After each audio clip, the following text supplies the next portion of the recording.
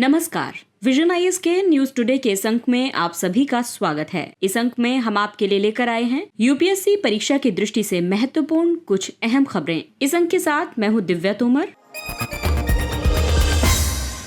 आइए सबसे पहले जानते हैं इस अंक की हेडलाइंस के बारे में। विश्व बैंक के अनुसार भारत में लर्निंग पॉवर्टी में वृद्धि हुई। चुनाव आयोग ने उच्चतम न्यायालय से कहा कि वो मुफ्त उपहार की पेशकश करने वाले राजनीतिक दलों का पंजीकरण रद्द नहीं कर सकता।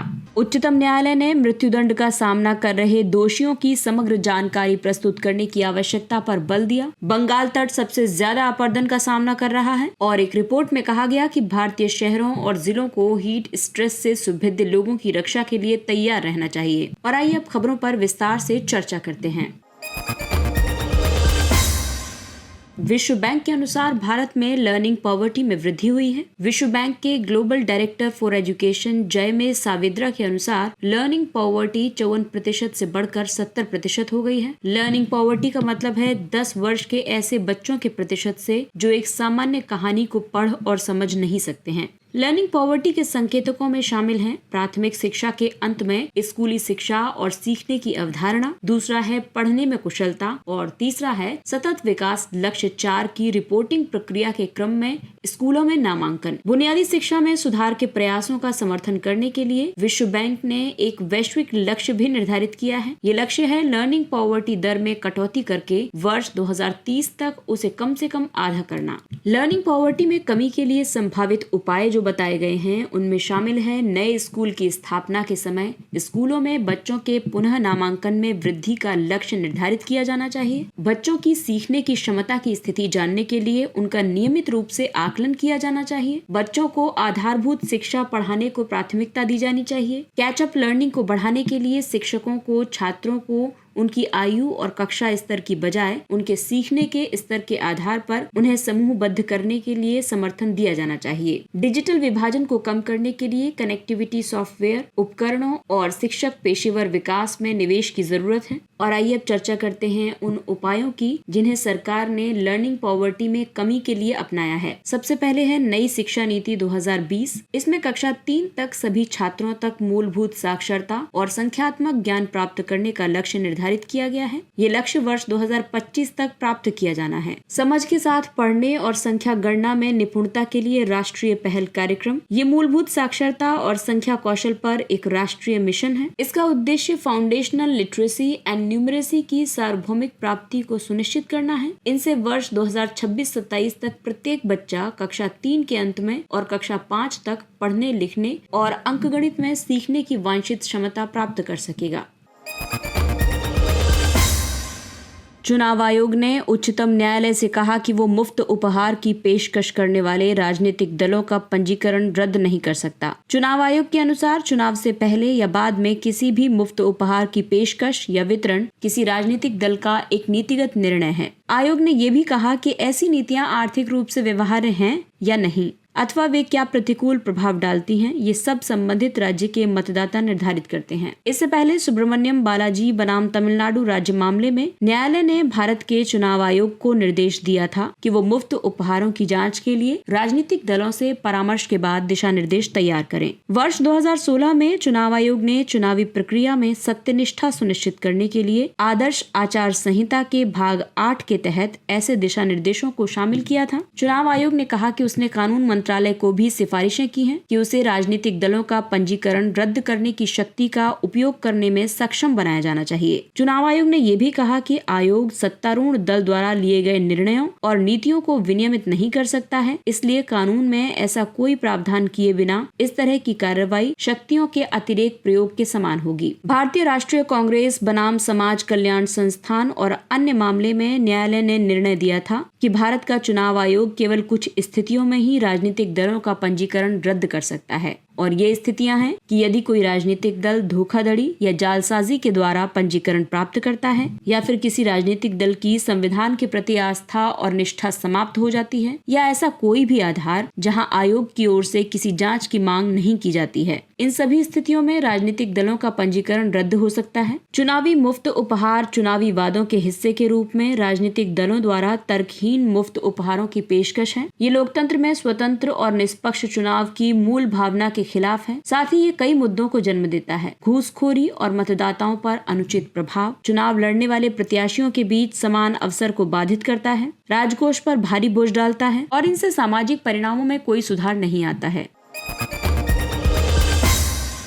उच्चतम न्यायालय ने मृत्युदंड का सामना कर रहे दोषियों की समग्र जानकारी प्रस्तुत करने की आवश्यकता पर बल दिया। न्यायालय ने रेखांकित किया कि मृत्युदंड को केवल दुर्लभ में भी दुर्लभतम मामलों में ही उचित सजा के रूप में देखा जाना चाहिए। इसके अलावा इन मामलों में भी न्यायालयों को उस व्यक्ति के बारे में अच्छी तरह से सूचित किया जाना चाहिए जिसे मृत्युदंड दिए जाने पर विचार किया जा रहा हो। वर्तमान में सजा की सुनवाई में केवल मूल विवरण शामिल होते हैं, जैसे कि दोषी की अपनी पारिवारिक संरचना, शैक्षणिक योग्यता और गिरफ्तारी से पहले उसके कार्य की स्थिति। उस व्यक्ति के मनोवैज्ञानिक मूल्यांकन को प्रस्तुत करने के लिए कोई प्रयास नहीं किया जाता है, जैसे कि बचपन की प्रतिकूल स्थितियों के अनुभव, पिछली कई पीढ़ियों से शारीरिक और मानसिक स्वास्थ्य संबंधी चिंताओं का इतिहास, दुखदायी घटनाओं का सामना करना और पारिवारिक तथा सामाजिक एवं सांस्कृतिक कारक। शमन अन्वेषक यानी सजाओं को कम करवाने वाले जांच अधिकारी ऐसी परिस्थितियों से निपटने के लिए व्यापक विश्लेषण के माध्यम से इसमें मदद कर सकते हैं। ये अधिकारी समाज कार्य, समाज शास्त्र, मानव विज्ञान, अपराध विज्ञान, मनोविज्ञान और अन्य सामाजिक विज्ञान में योग्य पेशेवर होते हैं। ये अधिकारी सजाओं को कम की जा सकने वाली परिस्थितियों का पता लगाकर न्यायालयों को दंड निर्धारित करने में मदद कर सकते हैं। वे अपनी रिपोर्ट के माध्यम से मुकदमे के दौरान मृत्युदंड की सजा प्राप्त कैदी के जीवन के अनुभवों पर एक संक्षिप्त विवरण प्रस्तुत करते हैं। नेशनल लॉ यूनिवर्सिटी के प्रोजेक्ट 39A ने एक शमन अन्वेषक का प्रावधान किया है। भारत में मृत्युदंड से संबंधित महत्वपूर्ण निर्णय या प्रावधानों की बात करें तो इसमें बचन सिंह बनाम पंजाब राज्य 1980 शामिल है। इस बाद में उच्चतम न्यायालय ने दुर्लभ से भी दुर्लभतम मामले का सिद्धांत प्रतिपादित किया था। इस सिद्धांत के मुताबिक दुर्लभतम मामलों को छोड़कर अन्य मामलों में मृत्युदंड नहीं दिया जाना चाहिए। मृत्युदंड केवल तब दिया जाना चाहिए जब कोई वैकल्पिक उपाय शेष न बचा हो। वहीं केहर सिंह बनाम भारत संघ 1989 के मामले में कहा गया कि कार्यपालिका की समाधान शक्ति न्यायिक समीक्षा के अधीन है। इसके बाद भगवान दास बनाम राष्ट्रीय राजधानी क्षेत्र दिल्ली 2011 में कहा गया कि ऑनर किलिंग के मामलों में मृत्युदंड पर विचार किया जा सकता है। वहीं शत्रुघ्न चौहान बनाम भारत संघ 2014 के मामले में ये कहा गया कि फांसी की सजा के क्रियान्वयन में हो रही देरी पर विचार किया गया था। वहीं मृत्युदंड के बारे में विधि आयोग की 262वीं रिपोर्ट की सिफारिश के मुताबिक ये कहा गया है कि आतंकवाद और युद्ध छेड़ने से संबंधित अपराधों के अलावा अन्य सभी अपराधों के लिए मृत्युदंड को समाप्त कर दिया जाना चाहिए।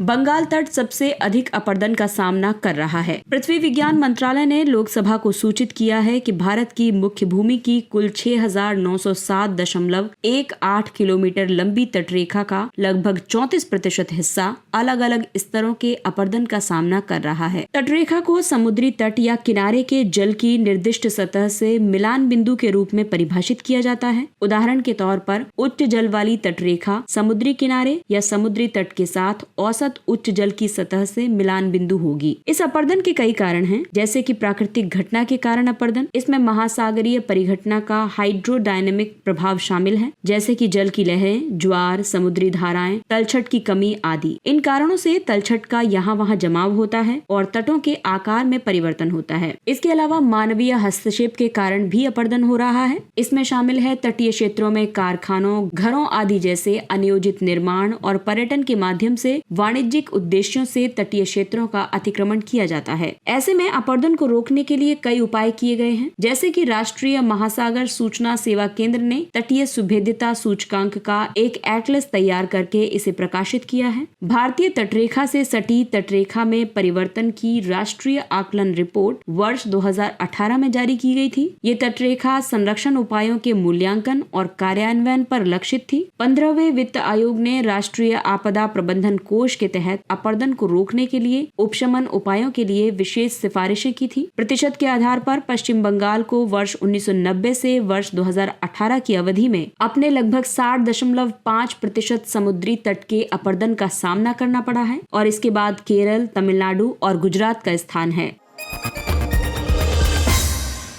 एक रिपोर्ट में कहा गया है कि भारतीय शहरों और जिलों को हीट स्ट्रेस से सुभिद्ध लोगों की रक्षा के लिए तैयार रहना चाहिए। Expanding heat resilience across India heat action plan highlights 2022 report में शहरों और जिलों को सुभिद्ध लोगों की सुरक्षा के प्रयासों में तेजी लाने के लिए कहा गया है। ये रिपोर्ट भारत के मौसम विज्ञान विभाग और अन्य एजेंसियों के सहयोग से नेचुरल रिसोर्सेज डिफेंस काउंसिल ने तैयार की है। इस रिपोर्ट में कई निष्कर्ष दिए गए हैं, जैसे कि गर्म मौसम भारत और विश्व के अन्य हिस्सों में सुभेद्य समुदायों के लिए एक प्रमुख खतरा है। हीट स्ट्रेस जैसे कि शारीरिक बीमारियां और उच्च तापमान एवं अक्सर आर्द्रता के संपर्क में आने की वजह से जो लक्षण पैदा होते हैं, उनसे विश्व भर में 6.8 करोड़ लोग प्रभावित होते हैं। भारत में पश्चिम मध्य और उत्तर पश्चिम भारत के कुछ हिस्सों में हीट वेव की अधिक आशंका बनी रहती है। हीट एक्शन प्लान समुदायों की रक्षा करने और चरम गर्मी से लोगों की जान बचाने के लिए आवश्यक है। वर्ष 2013 में अहमदाबाद हीट एक्शन प्लान बनाने वाला भारत और दक्षिण एशिया का पहला शहर बना था। भारत का मौसम विज्ञान विभाग और राष्ट्रीय आपदा प्रबंधन प्राधिकरण वर्ष 2019 में पहचाने गए 23 हीट वेव प्रवण राज्यों के साथ मिलकर कार्य कर रहे हैं। इसका उद्देश्य हीट एक्शन प्लान विकसित करना है। इसके तहत हीट अलर्ट जारी करने के लिए कलर कोड सिग्नल विकसित किए गए हैं। इसी के अनुरूप कार्रवाई की जानी है। कलर कोड और सिग्नल इस तरह से होंगे कि ग्रीन सिग्नल का मतलब है कि कोई कार्रवाई नहीं करनी है, येलो सिग्नल का मतलब है कि अपडेटेड जानकारी प्रदान करनी है, ऑरेंज अलर्ट का मतलब है कि कार्रवाई के लिए तैयार रहना है और रेड अलर्ट का मतलब है कि अब कार्रवाई करनी है। हीट एक्शन प्लान के कई प्रमुख तत्व हैं, जैसे कि जन जागरूकता के निर्माण के लिए सामुदायिक आउटरीच कार्यक्रम आयोजित करना, निवासियों को सचेत करने और अलग अलग एजेंसियों के बीच समन्वय के लिए पूर्व चेतावनी प्रणाली विकसित करना, स्वास्थ्य पेशेवरों के बीच क्षमता निर्माण करना, किसानों, निर्माण श्रमिकों और यातायात पुलिस जैसे सुभिद्ध समूहों को केंद्र में रखना और अनुकूलन उपायों को लागू करना।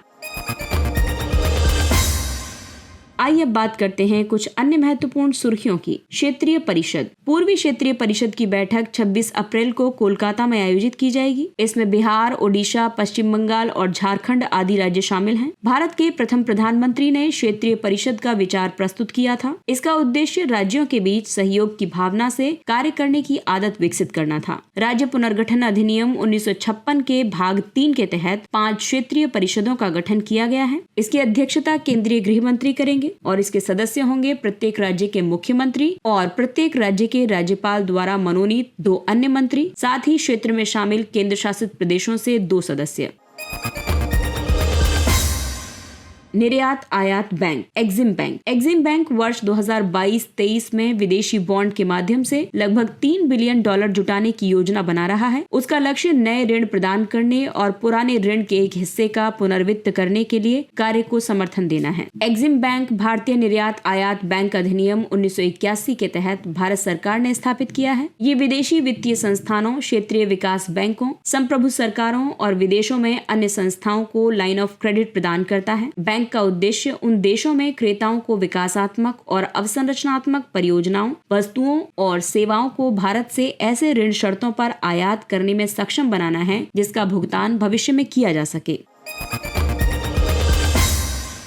जूट। केंद्र ने जूट बेलर के लिए कच्चे जूट की अधिकतम स्टॉक सीमा 500 क्विंटल और व्यापारियों के लिए 50 क्विंटल कम कर दी है। ये कदम बाजार में कच्चे जूट की जमाखोरी को प्रतिबंधित करेगा, साथ ही जूट मिलों को उचित मूल्य पर इसकी आपूर्ति को आसान बनाएगा। जूट को गोल्डन फाइबर के रूप में भी जाना जाता है। ये एक नरम, लचीला और मजबूत रेशा है। इसे कोरकोरस ओलियोटोरिस, जिसे कि सफेद जूट कहा जाता है, और कोरकोरस कैप्सुलरिस, जिसे कि टोसा जूट कहा जाता है, इनके पौधों से प्राप्त किया जाता है। ये भारतीय उपमहाद्वीप का स्थानिक पादप है। भारत जूट का सबसे बड़ा उत्पादक है। ये कच्चे जूट में 50% और जूट से निर्मित सामान में 40% का योगदान देता है।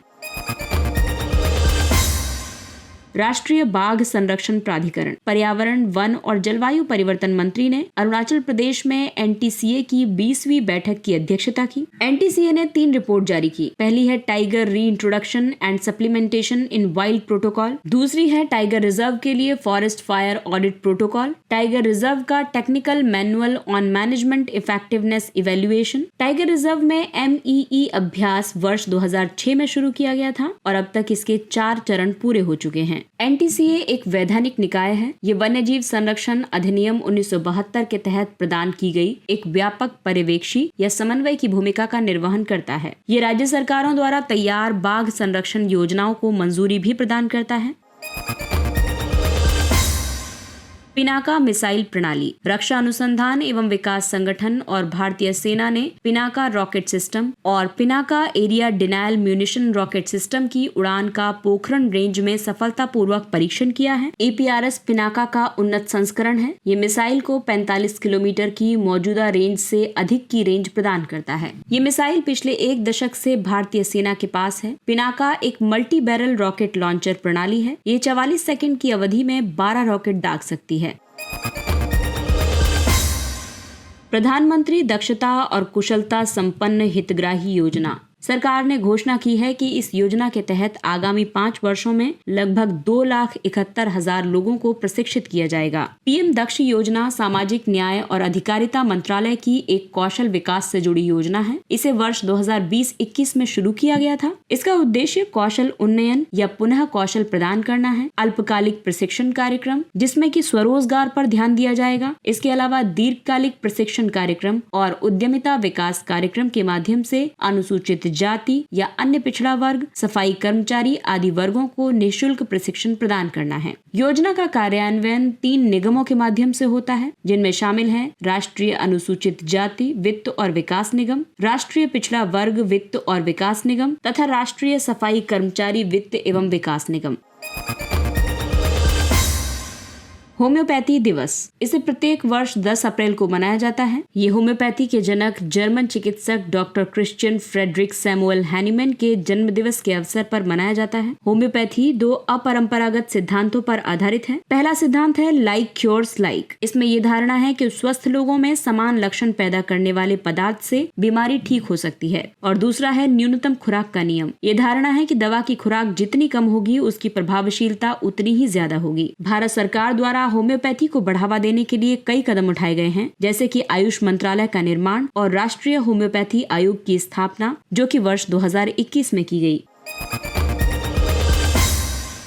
संगीत नाटक अकादमी ललित कला अकादमी पुरस्कार। उपराष्ट्रपति वर्ष 2018 के लिए संगीत नाटक अकादमी फेलोशिप और संगीत नाटक पुरस्कार प्रदान करेंगे। ललित कला अकादमी की फेलोशिप और वर्ष 2021 के लिए राष्ट्रीय पुरस्कार 19 अप्रैल को प्रदान किए जाएंगे। संगीत नाटक अकादमी देश में निष्पादन कला के क्षेत्र में सर्वोत्तम संस्था के रूप में कार्यरत है। अकादमी को वर्ष 1953 में स्थापित किया गया था। ये संगीत, नृत्य और नाटक के रूप में व्यक्त भारत की विविध संस्कृति की समृद्ध अमूर्त विरासत के संरक्षण और संवर्धन पर लक्षित है। संगीत नाटक अकादमी पुरस्कार राष्ट्रीय सम्मान है। इन्हें निष्पादन कला के क्षेत्र में प्रदर्शन करने वाले कलाकारों, शिक्षकों और विद्वानों को सरकार द्वारा प्रदान किया जाता है। ललित कला अकादमी, इसकी स्थापना नई दिल्ली में वर्ष 1954 में की गई थी। ललित कला अकादमी प्राचीन, आधुनिक और समकालीन भारतीय कलाओं के विभिन्न जटिल, मार्मिक और बहुस्तरीय रूपों में बड़े पैमाने पर स्थापित, संरक्षित और उनका दस्तावेजीकरण करती है। इस तरह से उनके संरक्षण के प्रति प्रतिबद्धता प्रकट करती है। इसके साथ ही ये अंक समाप्त होता है। अगले अंक में फिर मुलाकात होगी कुछ अन्य महत्वपूर्ण खबरों के साथ। तब तक अपना ख्याल रखिए, सुरक्षित दूरी बनाए रखिए, मास्क पहनिए, हाथ और चेहरा साफ रखिए और अगर आपको हमारा कंटेंट पसंद आ रहा है तो इसे लाइक, सब्सक्राइब और शेयर करें।